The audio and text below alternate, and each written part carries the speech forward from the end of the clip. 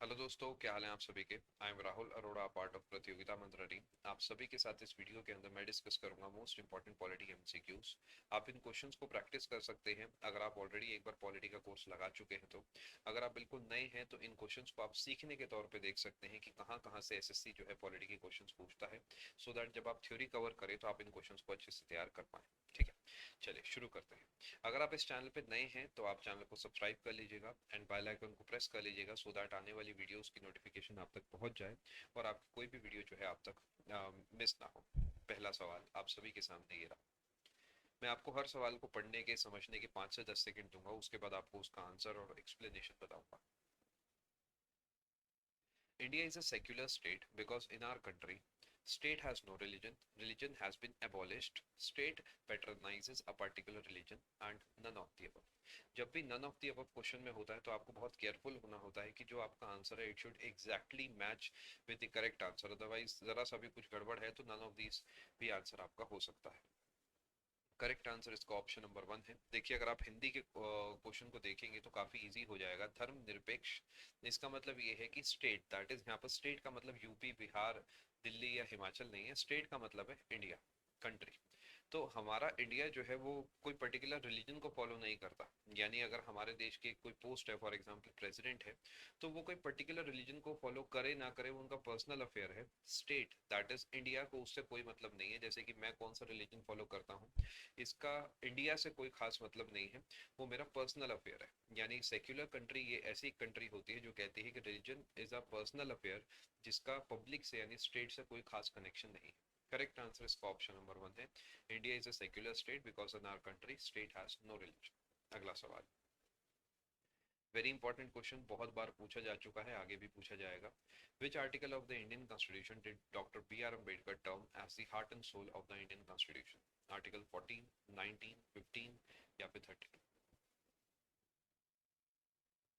Correct answer इसका option number D है। Article 32 जो राइट टू कॉन्स्टिट्यूशन रेमेडीज है, ये आपका heart and soul of the constitution है। बिकॉज इसके तहत ही अगर आपकी बाकी किसी फंडामेंटल राइट को कोई छीनता है तो आप सीधा सुप्रीम कोर्ट जा सकते हैं और सुप्रीम कोर्ट जो है रिट्स इशू कर सकता है by the help of this article. Writs high court भी इशू कर सकता है आर्टिकल 226 के तहत, बट सुप्रीम कोर्ट जो है वो फंडामेंटल राइट से एसोसिएटेड रिट्स को इशू करता है under article 32। That is why this is the most important article of Indian Constitution as per doctor B R Ambedkar sahab. Correct answer आपका ऑप्शन नंबर डी हो गया। अगला सवाल, जितने भी पार्ट्स हैं संविधान के, जितनी भी अनुसूचियां हैं, दैट शेड्यूल्स हैं, वो आपको रटी होनी चाहिए। काफी बार वहां से सवाल पूछे गए हैं, आगे भी पूछे जाएंगे। In Indian constitution DPSPs, that is directive principles of state policy, is mentioned in which part?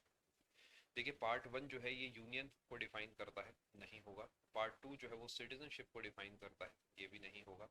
Part 3 जो है वो फंडामेंटल राइट्स है और पार्ट नंबर 4 जो है वो डीपीएसपी। आपको आर्टिकल्स की संख्या भी पता होनी चाहिए। पार्ट 1 जो है वो 1 to 4 है, उसके बाद पार्ट 2 जो है वो 5 to 11 है, पार्ट 3 जो है वो 12 to 35 है और पार्ट 4 जो है 36 to 51 है। इसके बाद पार्ट नंबर 4 आता है जो कि फंडामेंटल ड्यूटी है, जो कि आर्टिकल 51A है। उसके बाद पार्ट 5 आता है जो अगेन यूनियन है और ये 52 से 151 जाता है। ये पूरा सीक्वेंस अगर आपको याद होगा तो पेपर में काफी आपकी हेल्प हो जाएगी।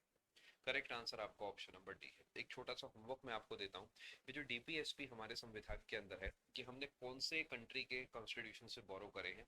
आपके सामने ऑप्शन है कैनेडा, आयरलैंड, इंग्लैंड या स्कॉटलैंड। आप इसका आंसर सोचिएगा, ये पेपर का आपका सवाल है। अगला सवाल, to whom the president has to submit his resignation? Prime Minister, Chief Justice, Speaker and vice president. इन चारों में से कौन ऐसा है जब राष्ट्रपति को त्यागपत्र देना होता है तो वो इनमें से किसे प्रस्तुत करता है? देखिए, प्रेसिडेंट की गद्दी खाली होने के बाद वाइस प्रेसिडेंट उस गद्दी पर बैठता है और इस सवाल का आंसर भी वही होगा, option number D. Vice president को ही प्रेसिडेंट जो है रेजिग्नेशन अपना देते हैं और जब तक वो सीट खाली है, जो वीपी है यानी चेयरमैन ऑफ राज्यसभा है, वो प्रेसिडेंट की गद्दी को जो है संभालते हैं। Option number D, vice president is the correct answer. अगला सवाल, which one of the following chapters in the Indian Constitution guarantees fundamental rights of the people? I hope आप सभी को इसका आंसर पता है क्योंकि अभी 1 डेढ़ 2 मिनट पहले मैंने आपको चारों के चारों जो पार्ट्स हैं स्टार्टिंग के, इनफैक्ट 4A और 5 भी बताए थे। कौन से भाग के अंदर जो है फंडामेंटल राइट्स का जिक्र है। करेक्ट आंसर ऑप्शन नंबर 3 है। इसी तरीके आपसे आर्टिकल भी जो है पूछ सकता है। आर्टिकल नंबर 12 से लेकर आर्टिकल नंबर 35 तक है और टोटल 6 फंडामेंटल राइट्स हैं हमारे पास। पहले 7 हुआ करते थे, बट राइट टू प्रॉपर्टी जो आर्टिकल 31 में आता था अभी हट चुका है, अभी एक लीगल राइट बन चुका है। तो एज ऑफ नाउ हमारे पास 6 टाइप के fundamental rights. Option number 3 part 3 is the correct answer. ऐसी और बहुत सारी थ्योरी और प्रैक्टिस क्लासेस देखने के लिए आप अनअकैडमी प्लस ज्वाइन कर सकते हैं। आप प्लस आइकॉन एकदम मैक्सिमम ड्यूरेशन या फिर किसी भी ड्यूरेशन का प्लान चूज करके किसी भी कैटेगरी में PMYT जब डिस्काउंट कोड लगाएंगे तो आपको उससे मैक्सिमम डिस्काउंट मिल जाएगा। और आप हमारे साथ साथ बाकी सभी एजुकेटर्स जो उस कैटेगरी के अंदर पढ़ा रहे हैं उनके सारे के सारे कोर्सेज जो हैं देख पाएंगे। आप ऐसे ही अच्छे से अपनी तैयारी कीजिए। मिलता हूँ मैं आपसे आने वाली वीडियो में। All the best. Thank you.